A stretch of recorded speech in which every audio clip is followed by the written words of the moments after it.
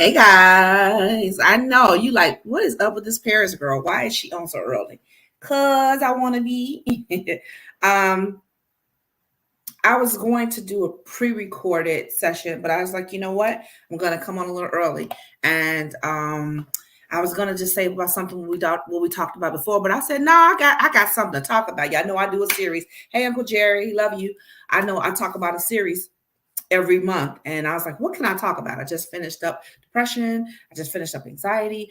What is befitting to talk about? And so this time I decided to talk about, I know y'all see my topic, the holidays and family. And y'all know everything we talk about is mental health. So, yes, I'm going to talk about how to deal with your family and some of the things that come up and how to protect your mental health during the holidays. And I know you guys like, what? Why would you talk about this? What do you mean? Holiday time is wonderful. It is wonderful. The reality is, let's be honest, the average person loves to be around their family. And then, especially after COVID and Corona and all those things, it can be very hard not to be around your loved ones. So, of course, you want to be around your loved ones. But let's keep it a hundo. You know what I'm saying? Let's keep it real. Sometimes it's difficult coming around your family, and it's not a pleasant experience for everybody.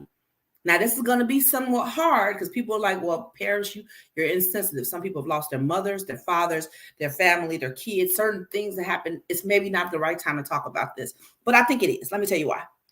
Because even if you've lost somebody, and my condolences if you've lost anybody loved, I've lost loved ones too. I know I can't know your personal feelings about that, but I know it's hard. And so even with it being hard, the reality is if you have some issues with your family, corona or not, lost someone or not, if it's difficult with you, you might stay away. And guess what? People might just say, oh, they didn't show up again. They didn't show up again. And the problem is that's too simple.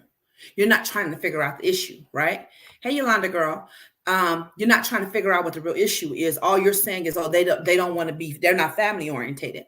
Well, again, we're talking about the symptoms and we're not talking about the root, right? So, hey, Charles, the reality is if we start talking about the root, we can start really healing some things. So now it's not just, oh, I'm going to be around family because life is short. Appreciate that. I do want you to be around me because you feel like life is short, but I don't want that to be your only reason. Yeah, I'm about to get deep today. Don't want that to be your only reason. I want you to be around me because you love me and you know I value you and love you too. And if there's something about my behavior that is keeping you from being comfortable or doesn't make you feel comfortable being around, then we need to deal with this as a family. And this is the type of conversations we don't have. Yes. And so I'm being honest with y'all. I didn't know how to do this. I said, maybe some people might not like to hear this. Some people might think that I'm, my timing is off. Some people might say this and that, but this is a conversation that it's overdue. So we're going to crack this thing open. Okay. We're going to really crack it open. And so my goal is to, today, I'm not going to go too long. I'm just introducing the topic. We'll talk about this for the rest of December. So, I'll just continue to talk about different things about topics and how to deal with the family stuff. And it's interesting. I think that if we're really all honest, is that we can all say we love our family, but there's always something. If it's our extended family or our person, our close family, we can say we love them, and there's still some things about gathering that might cause us anxiety, or we might know that somebody might get in an argument. And I know people say, well, that's just family and that's just how it happens and it's no big deal. But the reality is the show that we're talking about, this is about mental health. If we can't talk about topics that bring out real life situations, then how are we going to heal? And that's my goal. And so if I step on some toes, I'm okay with that.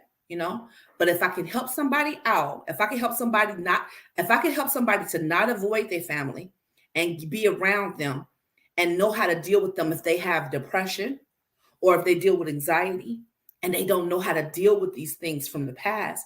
Maybe something I can say, or we can say, this conversation can open up a dialogue to make them be courageous enough to say, I'll try again.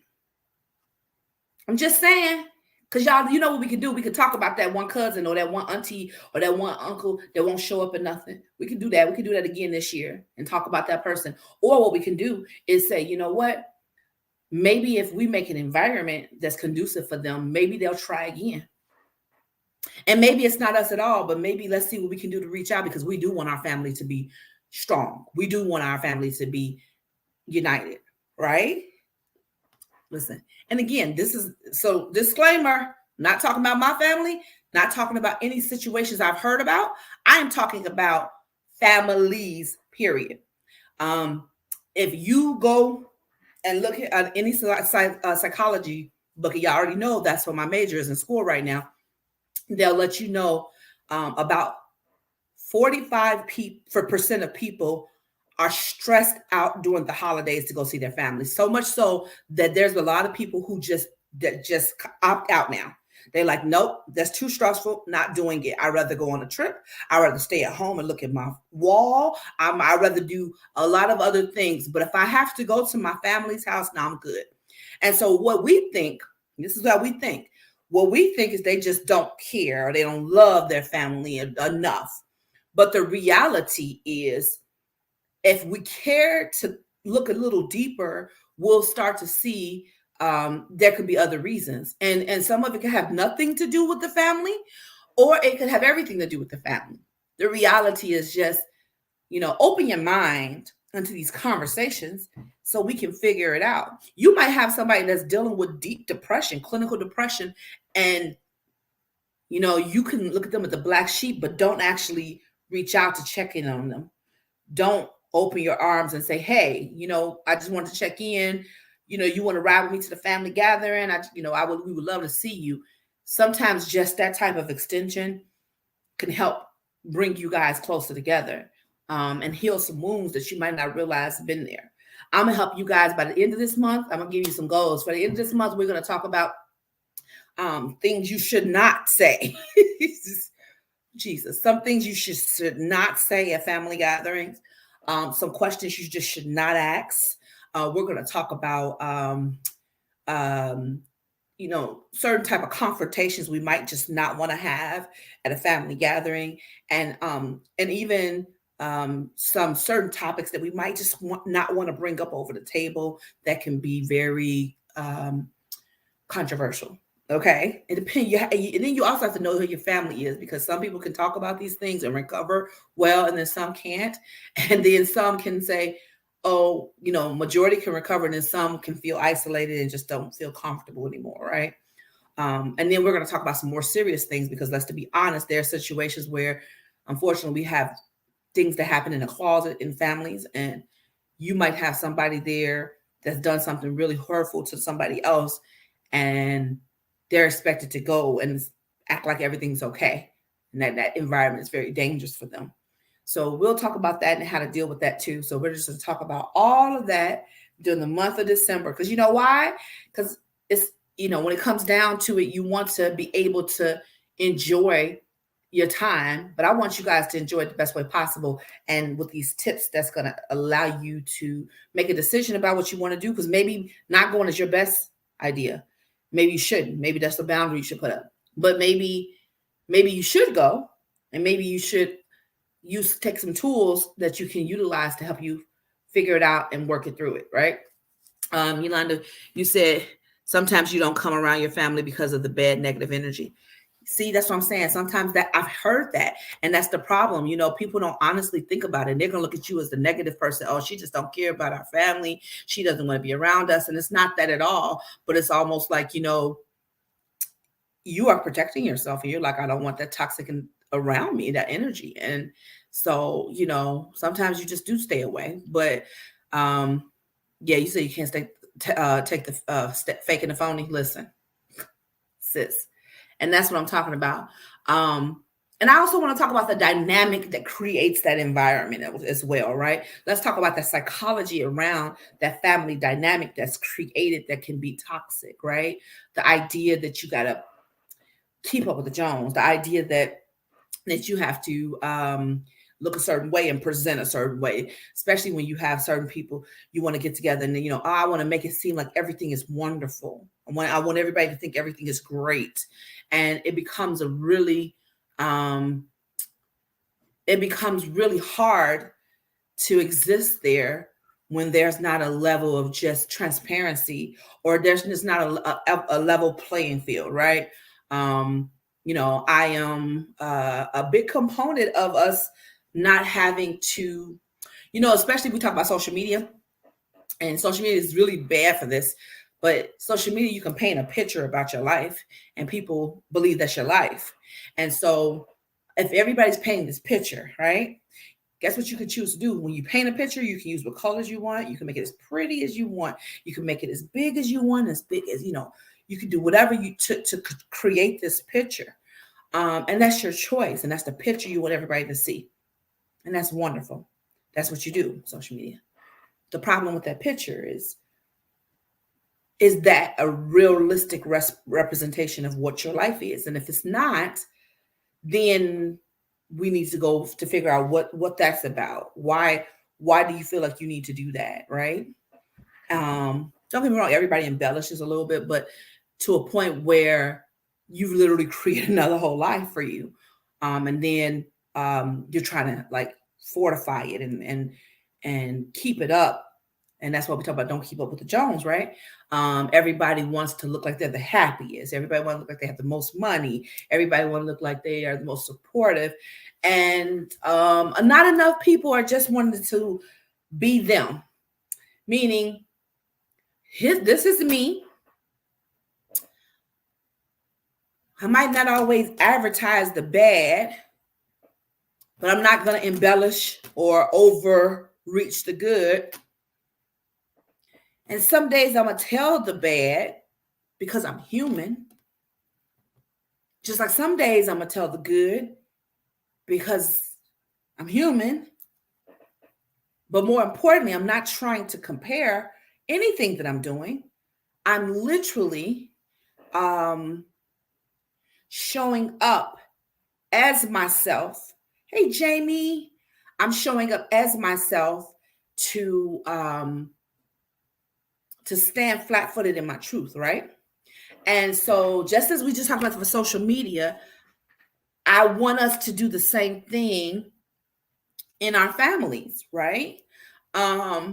Be able to stand in our truth, good, bad, or ugly. Because guess what? The minute we get a realization that everybody has stuff, everybody goes through stuff, your stuff might not be my stuff might not be yours, but we all go through it. The sooner we do that, the quicker we'll realize that, you know what? Nobody has in the Bible, there's this parable where they're about to stone this lady to death for adultery. And, everybody's running around with the stones. And they're like, stone her, stone her. And Jesus came and he said, this is whether you believe in the Bible or not, but this is a story. And he said, ye without sin cast the first stone. And people quote this all the time, right? They talk about this all the time, but I just don't even think they get how deep it is. For real. The person who has no sin, who has never did anything wrong, you are the only person that can judge and throw a stone at this lady. Because let's be clear, there was a man she slept with too, and they wasn't throwing the stones at him, right? I digress. But the point is that everybody does something. We all have things. And I don't care if this is that or you feel like this is more than that. It doesn't matter. You don't have right to put your mouth on anybody else's stuff because we all have things, right? So the idea is if we understand that we all have stuff, then we'll have way, way, way, way more grace, way, way, way more empathy, way, way, way more love, way, way, way less judgment, less condemnation, and less, keeping up stuff, right? Now, this might not feel like a popular topic, and I'm okay with that. I promise you I am. Like, I really, honestly, am okay with that. But I'm not asking you, I'm telling you, um, the closer it gets to the holidays, I see the posts where people are like, oh my God, I gotta go to my family's house. Oh my God, I gotta go deal with this cousin or this aunt. Oh, my sister, oh, my brother, my parents. Like, it becomes a point where it becomes a point of contention. And there are people who go and don't go to their family's house. They, they go do their own thing, or they stay home, or they go on a vacation, or they just go somewhere else. And I don't think that we think about the reasoning behind that. And I don't think enough people care, and therefore, you really don't get to strengthen it. We like the things like, oh, we like it when we see the big family pictures and everybody's together and it seems so wonderful and but we won't talk about the stuff that goes along under the surface, because we don't want it to, bubble over.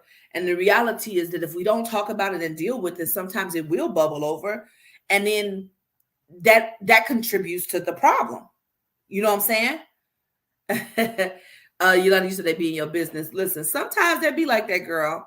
I mean, and don't get me wrong, some of it's just family, and some of it's not all negative, but some of it can be very damaging, right? And it's something that we have to be honest about, um, and we have to start having these conversations, because we want to say, oh, Corona happened. It was so horrible. What happened? And we want to be so close to our family. That's great.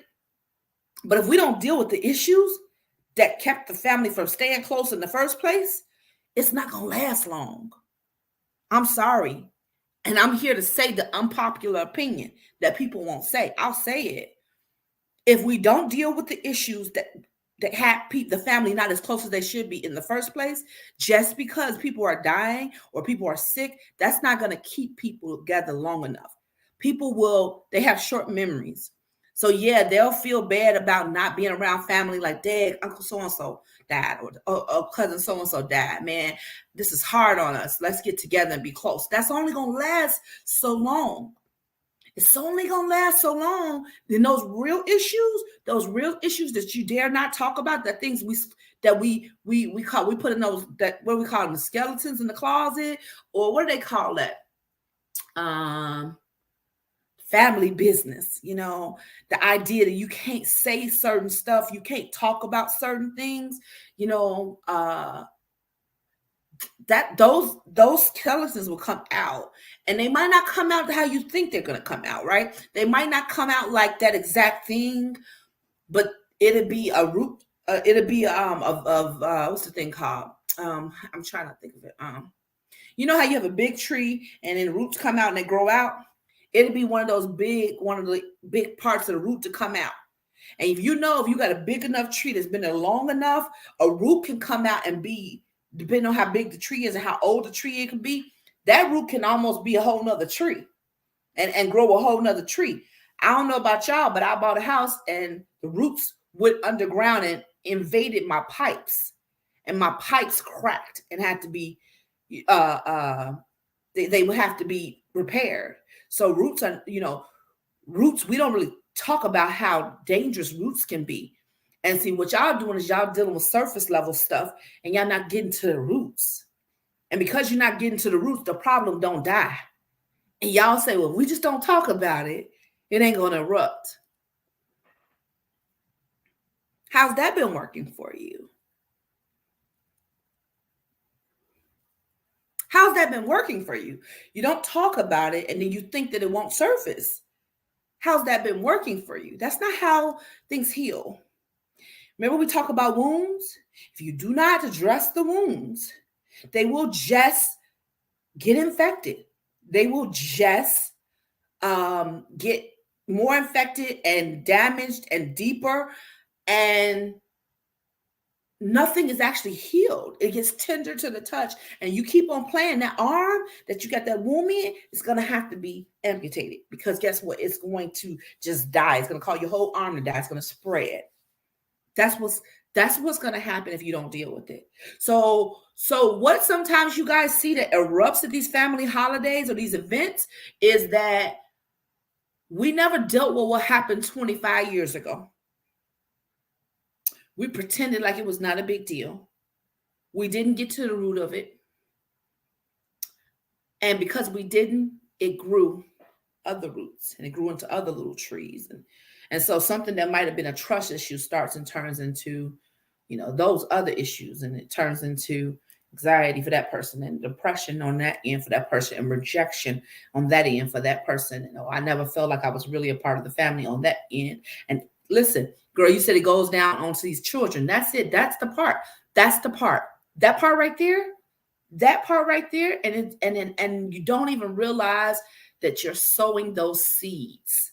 Because guess what? When you never dealt with it, if you didn't deal with it inside of you, and this is going to be some stuff that I hope I can recover from this. If you don't deal with what's going on inside of you, and that thing is in your belly, and then you have a child, you don't think that they some kind of way inherit some of that? But y'all ain't ready for that. And we ain't going to talk about that right now, because that's deep, deep. That's deep, deep. That's deep, deep. But that's the reality of it. This is how generation curses start. This is how stuff that happens, intergenerational trauma, that's how it happens. And so let me give a disclaimer. I am in no way talking about any particular person, any particular thing. I am not talking about anything in my life. I am talking as a mental health advocate. I was on TikTok the other day, and I was listening to people talk about the anxiety that's happening when the holidays are coming up. And they were talking about how some of them really were stressed out about going to their families, and some of them were just like not wanting to go. Then, we just had Thanksgiving. Then some of them came back and told stories about what happened at Thanksgiving dinner with their families. And I started to realize that, hey, this is something that we don't talk about enough. And yes, it can be personal, and it can be very specific and unique. But guess what's not personal and specific and unique? Family, the family inner workings. We might all have different families and different issues and different stuff, but every family has something. Every relationship has some dynamic, and it can be difficult for all. And I found so many articles about it. It's a whole chapter in the book I'm reading. And what that shows me is that this is not unique to your situation. This is everybody.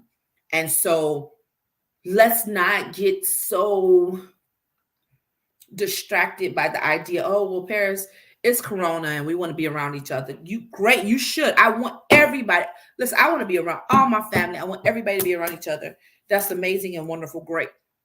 What I am saying, though, is that for those people who don't have that situation that's watching me, for somebody who says, hey, I lost somebody, this holiday is going to be hard. For someone to say, hey, holidays were hard before this, they're even harder now. For someone who's saying that this is my first holiday without that loved one and I don't have anybody, it can become very hard. And so what I'm trying to do is equip us with the correct tools and the correct mindset to approach it, so that we don't minimize it and act as though it's not a real thing. Okay. So there we go. I hope that I did to open. I just want to crack open your chest a little bit. I want to crack it open a little bit because I'm just priming it. I'm going to come back on Thursday and give you some more. And we're going to talk about this to December, okay? So by the time Christmas comes, y'all going to be ready. Y'all going to be ready to make a decision about what you choose to do. Y'all know I'm still a boundaries person, so maybe for you, this is not for you. As far as not, Paris, I'm not going to my family's house. I'm not doing it. I can't. That might be the best decision for you. Or it might be, you know what? I actually want to see them, and I'm empowered now to see how I can think about things from both sides, figure out what I need to do, and approach this in a way that's going to be beneficial so that we can be together and love on each other, but in a healthy way and not a, oh, I better go see you because if I don't and you die, I'm going to be sad. I know that's such a harsh thing for me to say, but if you can get past the harshness of it and hear me, then you'll understand what I'm saying. Let's heal for real, y'all. Remember I said, let's not just look healed. Let's not just, show up like we're healed. Let's not just take the family pictures. I know a lot of people that took these family pictures and they fought right before it. Or somebody, cuss somebody out afterwards. People walk away with their feelings hurt. Let's not just do that. Let's not exchange gifts and then somebody then tell somebody business and then everybody's feelings are hurt. Or somebody comes and asks them such a hurtful question. Let's not do that. Let's show up for real this year. Let's use what we've learned to be better. Let's use what we learned to be hold people more accountable.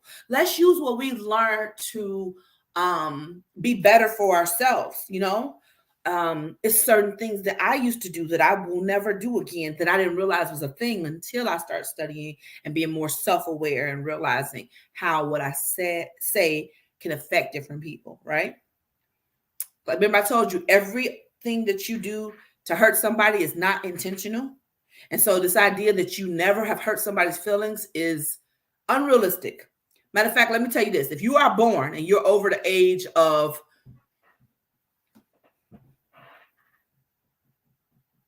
10, you've done something to hurt somebody's feelings. If you're over 10, you have done something to hurt somebody's feelings. Hey, Mama Pat, I came on early. We're talking about holidays and family and the dynamics and making sure that we have an amazing holiday by healing some of those hurtful dynamics. But so like if we get past the idea that if you're over 10, you've possibly done something to hurt somebody in your life. So the faster you get to that, the quicker you'll understand that if we've all you didn't probably intentionally hurt that person, right? And so if we realize that, then we can say sorry, apologize, and adjust quicker. And that's what I think sometimes we get more comfortable around people we love. And we get very, very comfortable in setting our ways when things have went a certain way for so long. And what I'm trying to do is break up patterns. I'm trying to break up things that might have not purposely been done, but it's what you do. And I'm trying to say, hey, that's not okay anymore. Matter of fact, it was never okay, but maybe that person never got the guts to say it wasn't okay to you.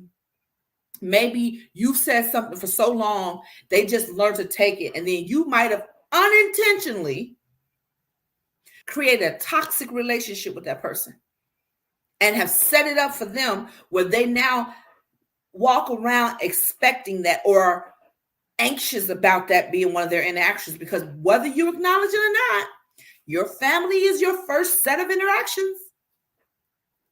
Guess what? You might be 1 year old and have a birthday party, and mostly you don't really have friends yet. Guess who's gonna be the your family? That's just it. Listen, this is not me pointing fingers and judging anybody. This is just me being honest, and I'm trying to help the person that does not have the courage to say this to their family. I'll take the backlash. But if I help one person to have the courage to try again to connect to their family, if I help one person to realize that they can have a anxiety-free or less anxiety-filled holiday and still be around their family, then I've done what I'm here to do. If I can help the one person who stopped going to family functions 10 years ago because they were super anxious or depressed about what might happen because something happened at once before, or they used to always happen. If I can help them convince them that they can try again with new tools and accountability stuff, they can be able, and boundaries, they can be able to still see the family that they do love, but also be prepared to deal with the aftermath and be understanding of what may happen, right? Then I'm doing what I'm supposed to do. Um, so I'm excited about this series. I'm really excited about it because I see the possibility, because y'all know what I would say, one conversation can change the trajectory of somebody's life. One conversation can change the mindset. One conversation can change how you approach a thing. And if I can get you to change, and let's say you have kids and you have family, and then you start having conversation with your kids and with your family, and now all of a sudden they're starting to realize, wow, we can do this differently. That's amazing. That's amazing. I was talking to somebody the other day, and you know what I started to realize that's really sad? There are a lot of people that really still think that people can't change. There are a lot of people that really still believe people can't change. I've heard people say that, the little stuff like you can't teach you can't teach an old dog new tricks, or once a liar, always a liar. Once a cheater, always a cheater. If somebody did me wrong, they can't never cross me again. And you know what? Let me tell you something. I understand that. I do believe in watching patterns. I do believe in, seeing how people act, and kind of making an educated, logical decision based on the patterns. I absolutely understand that. And especially if anything is abuse related, yeah, you have every right to detect the pattern and then get yourself out of harm's way. I absolutely 100% agree on that. However, I believe people can change. They have to want to change. They do have to want to change. You can't make people change. And to believe that people will change just for you, no, I don't believe that. I do believe, though, if they have the willpower, if they do the work, if they go ahead and change their mindset and persevere through the difficulty of the transition of change and the processing of the change, then I do believe that they can change. But to say that people don't change, I think is, hold on for this little comment I'm gonna say. Um, to believe people don't change or can't change, that is a statement of hurt. That means you've been hurt too many times by people who said they've changed, right? And so when you believe somebody will change and then they do something hurtful to you again and again and again and again, and then we'll talk later about what that's about, right? Because first time, shame on them. Second time, shame on you. Third time, I'm starting to believe that you like that behavior. And I don't know, people don't like me when I say that, but it becomes a thing that there is some responsibility there in that relationship as to why you still keep allowing that. But that's a whole nother thing. But then let's just talk about it though. People can change. People can change. Now, change is not just all a mouth talk. Change has to be an action thing. It is an action thing. Change is an action thing, right? Why am I talking about this? Because the idea of it is some people will be like, well, I'm not going around those people because they ain't never going to change. They always how they are. And I just don't believe that. I think you should give people a chance. I think you forgive you. I know that word forgiveness is a big thing for me. That might be what we do in January, do some forgiveness. But forgiveness is a big thing. It's a huge thing. And you think you're doing it for the other person, you're doing it for yourself. And it's about clearing the slate so that your heart won't be bitter. So your heart won't be tainted. It's necessary. It's not for them, it's for you. Yes, Yolanda, it's called bettering themselves. Absolutely. Absolutely. That's what it is. And people can do it. Sometimes people are skeptics and don't believe it's possible, but I believe I can. And I think that it's important to give the opportunity for people to be better.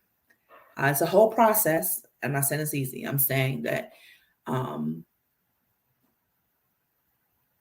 people can change. And if you forgive you'll put space in your heart with boundaries and allow the possibility of corrections and healing to happen. So I am optimistic about this holiday season. I really am. I'm optimistic about what the new year's bringing. I'm excited about 2022 and some exciting things that's going to happen. Matter of fact, you guys are about to learn something super exciting before the year is out about what's going on even in my life. But it's a lot of transitions, a lot of things going on. So I think this is a really worthy topic because I think it's going to help a lot. Yolanda, you say you have to be patient with those who are changing or bettering themselves. Yes, that is so true. You do have to be patient. It's really hard. And the thing is that we are so, when we're hurt personally, everything feels more personal to us. They did that on purpose to me. And whether or not that's true or not, it's harder for us to let that go. But then when we do something wrong, oh, girl, I didn't mean it like that. Why you tripping? You tripping. I didn't do that. You're just being real sensitive right now, girl. I ain't do that on purpose. Right? And so sometimes we have to just be honest with the idea that we just have to work on ourselves, right? It's an everyday thing. It's an everyday thing. Looking at in the mirror is not easy, but it's necessary. You gotta do it every day. Like, it's Corona. I gained some Corona weight. I got to look at this body every day. Now she's cute. So it's not that hard. However, I do look like, there, girl. You did so good. Look at you, backpedal a little bit. Well, a lot of bit. We gotta get this together because we want to fit in this dress. All right, girl, we're gonna have to work it out. Okay, we're gonna get it together. But I got to take that look in the mirror and look myself in the face, knowing ain't nobody did that but me. You feel that? I can't blame my friends. They always asking me to go out. Can't blame that on that guy who's taking me out to dinner. He always asks. I can't. I got to blame that on me. I got to take that. I don't care if I just got in a new relationship and somebody, is taking me out and making me happy. I can't do that. Hey, mom, love you. I changed my time. You probably didn't see it. I changed my time. It came on earlier today. And I'm actually about to get off. I'm sorry, mom, but the replay gonna be up. But I can't blame that anything that's not going on in the mirror. I got to that's me. I can't blame that on nobody else. Somebody could wipe my lipstick off. I give you a good example. Y'all ever see somebody kiss y'all and they got red lipstick and you didn't really know? You got a big red kiss mark on your face. And somebody say, "Oh, girl, you got a kiss mark on your face," and you didn't know because you didn't realize it left a mark. You got two choices. If you could walk around with the rest of the night with that kiss mark on your face, and that's how you do, cool. But if you don't like that, then once you found out that person kissed you, and you then now have the responsibility to go to the bathroom and wipe that off. You see what I'm saying? And wipe that off. And if you don't wipe it off, you cannot blame them for doing it. At some point, you have to blame yourself for not fixing it and wiping it off. I hope y'all get that. You can be mad the person kissed you and left a lipstick mark on your face. But the point that you are aware the lipstick mark is there, you don't want it on your face anymore. Go wipe it off. Or you can sit around the whole rest of the evening complaining about the lipstick mark.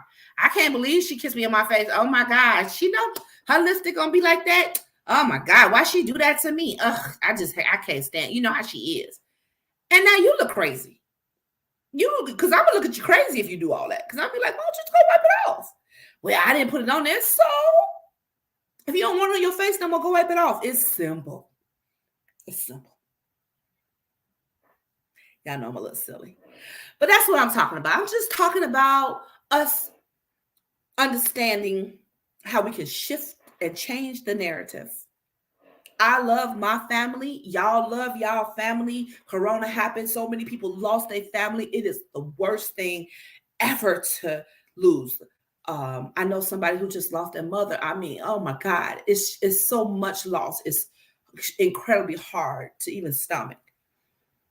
But just as precious as being around family is, I want us to not let the ease of grief come off and we don't address all the situations that caused us to drift away in the first place.